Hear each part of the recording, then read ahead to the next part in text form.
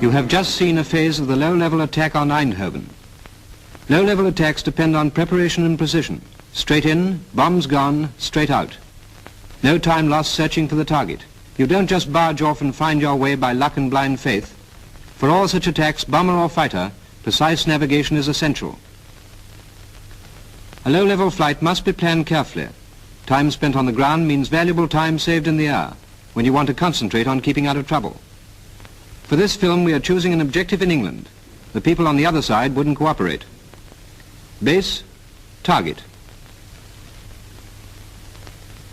Here's a good point to set course from. And here, another good landmark at which to cross the other coast, bearing in mind the defences. Although off the direct line to the target, these prominent landmarks will enable us to check our position easily and quickly. A longer way around with good pinpoints may often prove better than a direct route with vague ones. Get an accurate met wind for the route.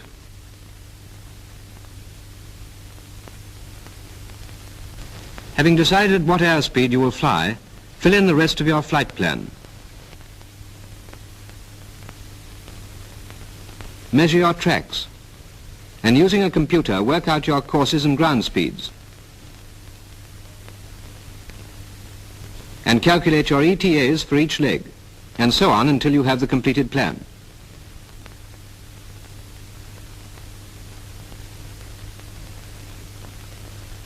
On the map, mark in 10-degree lines to enable you to check drift.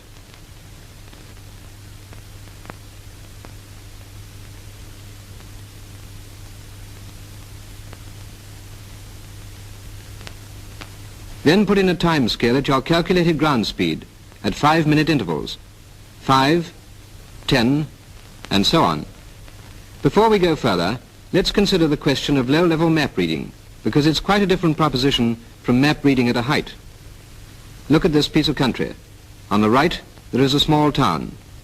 In the distance, there is a large wood which could obviously be identified on the map by its size and shape. Now see what the same piece of country looks like flying low. Owing to our smaller field of view, there's no sign of the small town. Towns are only useful if you pass very close to them. Ahead is a wood, but whether it's the big one we saw before, we can't say with certainty.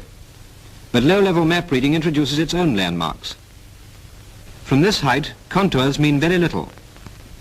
But at low level, every hillock and dale comes to life and can be compared with the map in detail. Even a small isolated hill like this one.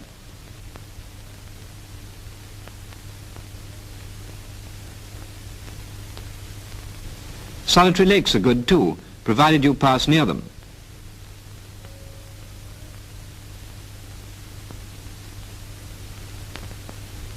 Railways can be checked by the direction in which they run. Cultivate a mental compass rose to assist you in checking such directions. Other useful landmarks are church spires, power lines, wireless masts, and chimneys of isolated works. Now let's examine our intended track, picking out the salient pinpoints so as to build up a mental picture of the flight. Map reading doesn't concern us much until we cross the far coast. Then the first good landmark is this hill on track, marked as a spot height 419 feet.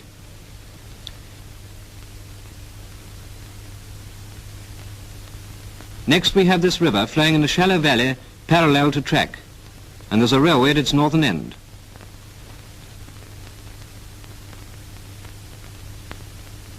Then there is this railway junction running down in a valley to the west. We shouldn't miss that. Now we should see either this town or the main line railway to the west of it, and notice that there is a single track railway joining the two. Finally we come over a hill, shown by the close contour line sloping down to the objective, which is in this large town. When flying, try to keep this picture in your mind. Let's just run over the points again. Point to reach enemy coast, hill, river, Railway junction, town, objective. Now we're all set to go.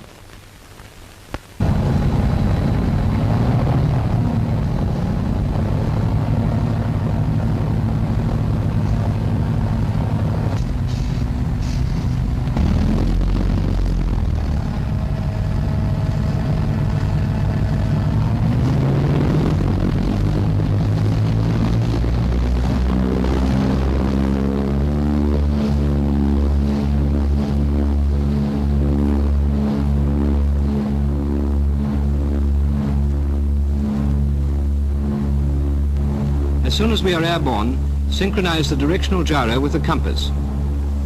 Red on red.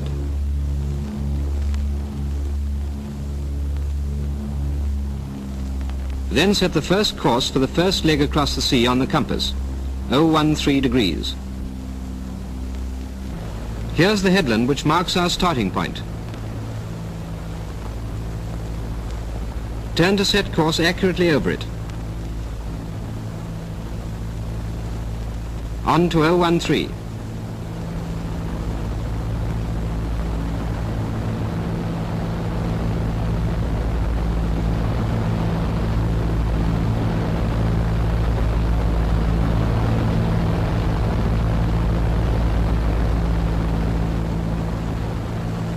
Time 12:12.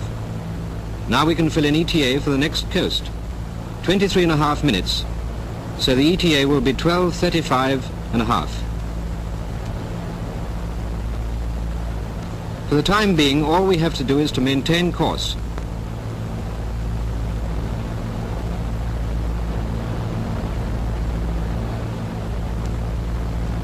And keep a constant airspeed .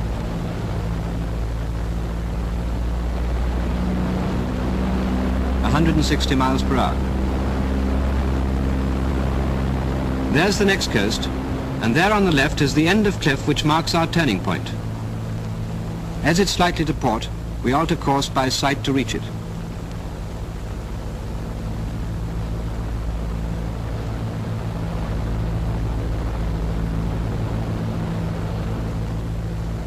Mustn't forget to check the gyro as often as possible.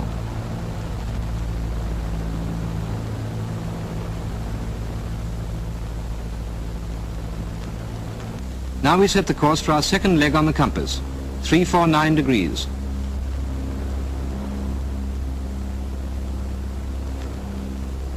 Turn to set course accurately over the rocks, on to 349.